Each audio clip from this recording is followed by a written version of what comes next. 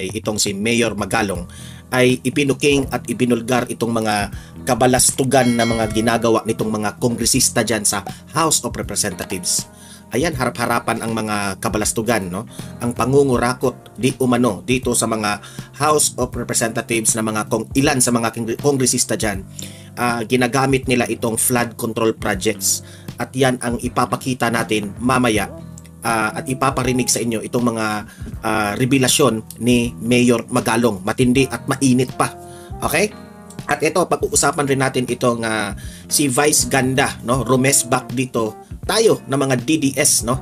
Sa isang concert niya, no? Na talagang ipinakita niya doon na talagang minamak niya, okay? Mocking si Tatay Digong, no? Minamak niya, na-mention niya yung jet ski ni Tatay Digong at jet ski holiday raw na libre ang may promotion raw sa mga DDS papuntang The Hague ICC. So meaning to say, pinaglalaruan niya, pinagbabash niya, no? Parang tinatawanan pa niya ang kalagayan ni former President Duterte.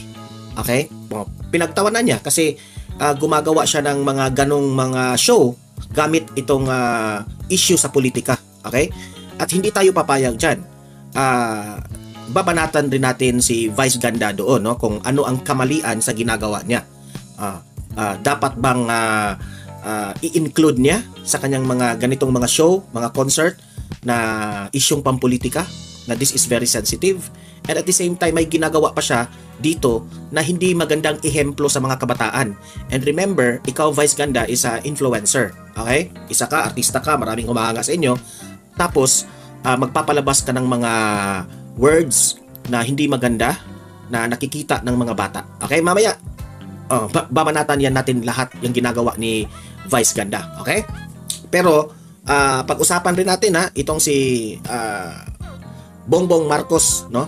Nahanda na raw siyang tumulong sa Amerika kung sakasakaling ang Amerika ay tutulong sa Taiwan kung sila ay makipagbakbakan sa China. Patay tayo dito kasi madadamay tayo sa digmaan ito. Kung binalita ito ng ABS-CBN, mamaya ipapakita ko yan. Nakakatakot po itong mga sinasabi ni Bongbong Marcos, no? Pati ako, natakot ako dyan, that's my opinion. At ito, pag-usapan rin natin nagkomentaryo itong si Bongbong Marcos sa impeachment ni VP Sara. Okay, yun ang mga pag-uusapan natin ngayon. Pero bago ang lahat, po muna na i-like at saka i-share itong video na ito para kakalat ito sa taong bayan. Okay, mahalaga like and share. Okay, ready? Sabay-sabay mo tayong mag-like and share. 1, 2, 3, go!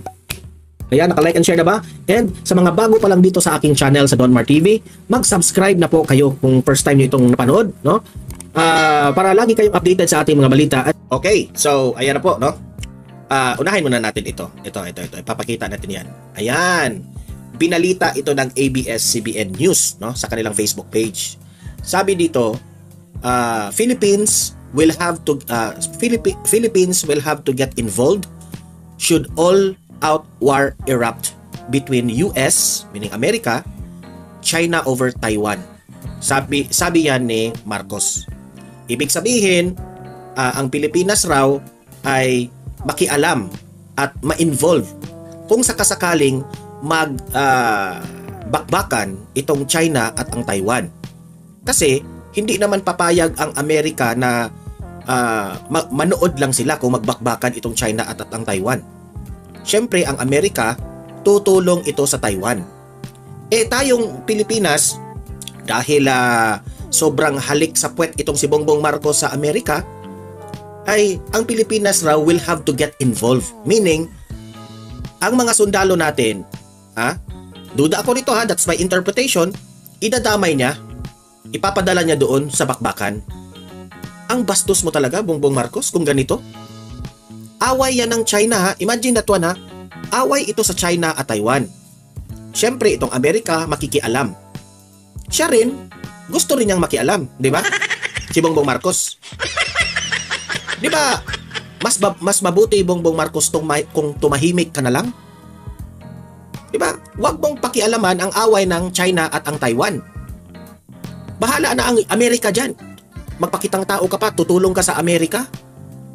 Tutulong ka? Ang Amerika, kailangan pa ng tulong natin? Ang laki-laking bansa. Tayo, tayo dapat ang tulungan, Marcos? Ang liit-liit ng country natin, dapat ang Amerika ang tutulong sa atin. Anong kaplastikan nito ginawa ni Bongbong Marcos na siya pa ang tutulong sa Amerika dito sa bakbakan ng China at Taiwan? Sobrang layo ba?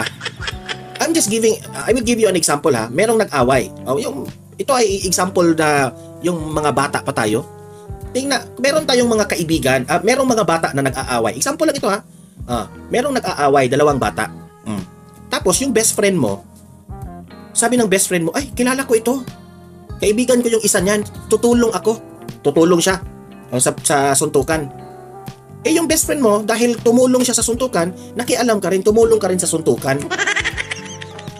Tama ba? Anong tawag doon? In common sense, tama ba yun? Ang peaceful ng buhay natin, makialam ka dyan sa bakbakan nila? Di ba? Sobrang, yan ang hirap kasi kung meron tayong presidente na bangag.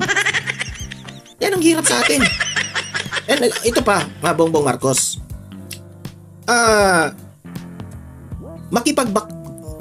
You will get involved dyan?